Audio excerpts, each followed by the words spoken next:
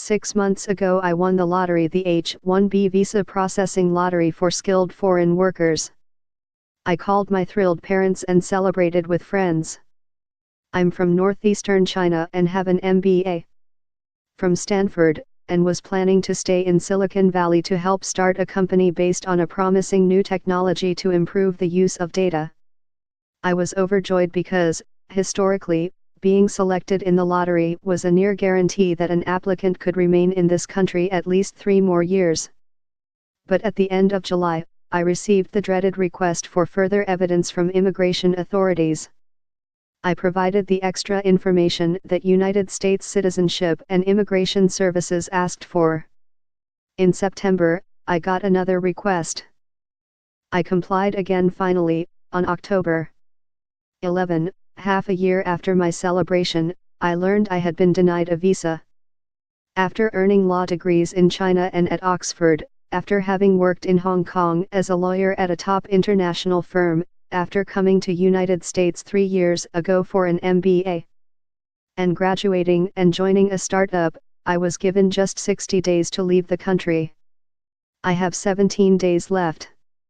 In the past, it was fairly safe to assume that once you were selected in the lottery, your H1-B petition would be accepted by immigration officials. In 2016, this happened about 87% of the time.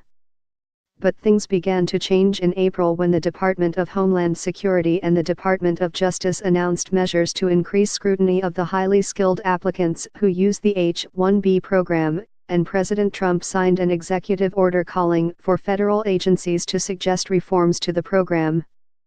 While it's unclear exactly what percentage of petitions have been approved so far in 2017, requests for evidence like the ones I received have increased by 44% compared with last year, according to immigration statistics, strongly suggesting that more people are being denied than before Mr.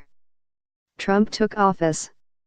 Many of my fellow international students are in situations similar to mine.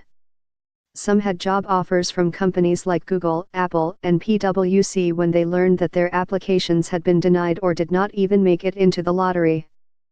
For those whose employers have only United States offices, losing the lottery meant losing jobs and going home, with no real way to use the skills they were on the verge of contributing to the American economy. And some classmates who, like me, were picked in the H1-B lottery last spring are still waiting for an answer. The Trump administration on April 3 announced that it would suspend the premium processing service that, for a fee, guaranteed applicants' responses to their petitions within 15 days. This has caused problems for students who needed a quick decision because their work authorization expired over the summer or because they wanted to plan overseas trips that they couldn't make while their status was in limbo. My mom had surgery for cancer in July, but I simply couldn't go back to China to be with her and risk being denied at the border upon my return because I didn't have H1-B approval. My 2 requests for evidence asked me to prove my job was a specialty occupation, that is, work that only someone with a bachelor's degree or higher can do.